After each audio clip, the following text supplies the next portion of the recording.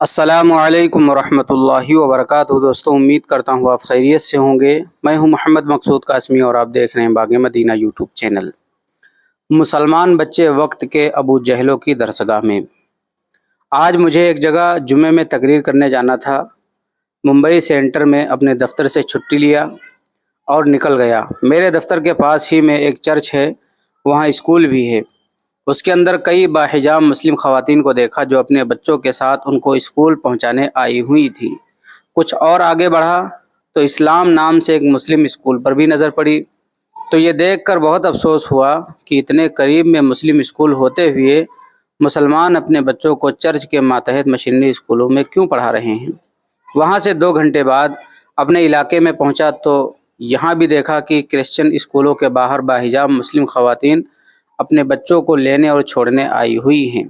ہمارے اس علاقے میں تقریباً 80% مسلمان ہیں اور مشکل سے 1% کرسچن ہیں، لیکن 80% اسکول کرسچن کے ہیں اور 1-2% اسکول مسلمانوں کے نظام کے ہوں گے۔ دراصل یہ بہت بڑا المیہ ہے کہ ہمارے 95% بچے اسکول اور کالج میں پڑھتے ہیں، لیکن ہمارے پاس اسکول اور کالج بہت کم ہیں، جس کی وجہ سے ہمارے بچے ہمارے ہاتھ سے نکلتے جا رہے ہیں۔ ان کو مغربی تہذیب و فلسفہ، مغربی و شرکانہ کلچر، اوریانیت اور بے حیائی، دومالائی تصورات اور گمراہ و غلط عقائد بہت آسانی سے سکھائے جا رہے ہیں اور مختلف عنوان سے ان کو اس رنگ میں رنگنے کی کوشش ہو رہی ہے، اور اس کے خوفناک نتائج ہمارے سامنے ہیں اور مستقبل کا تصور بھی نیند اڑا دینے والا ہے۔ لیکن ہم اب بھی اس طرف توجہ دینے کو تیار نہیں ہیں۔ آنکھیں بند کر کے اپنی اگلی نسل کو وقت کے ان ابو جہلوں کی درسگاہوں میں خود پیسے دے کر پہنچا رہے ہیں، وہ ہم سے پیسے بھی لے رہے ہیں اور ہماری نسل بھی۔ ایسی صورتحال میں اللہ نے جس کو جتنی وسعت دی ہے اور جس طرح کی مہارت دی ہے، اس کو بقدر اس نسل کے دشمنوں کے ہاتھ اغوا ہونے سے بچانے کے لیے کوشش کرنی چاہیے۔ اس سلسلے میں مندرجہ ذیل اقدامات کیے جا سکتے ہیں۔ اپنے نظام و نصاب کے اسکول، کالج اور یونیورسٹیاں کھولیں۔ اپنے نظام و نصاب کے کوچنگ کلاسز قائم کریں۔ بچوں کے مکتب کے ساتھ بالغ مرد و عورت کے مکاتب بھی کھولیں، کیونکہ دین بیزاری کو جس استدلالی اور علمی انداز میں پیش کیا جا رہا ہے، اس کو صرف بچوں والے مکاتب سے حل نہیں کیا جا سکتا۔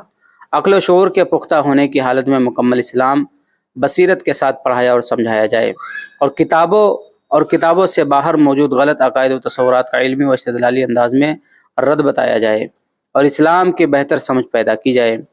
اپنے بچوں اور بچیوں کو کسی بھی مشنی ادارے میں نہ ڈالیں۔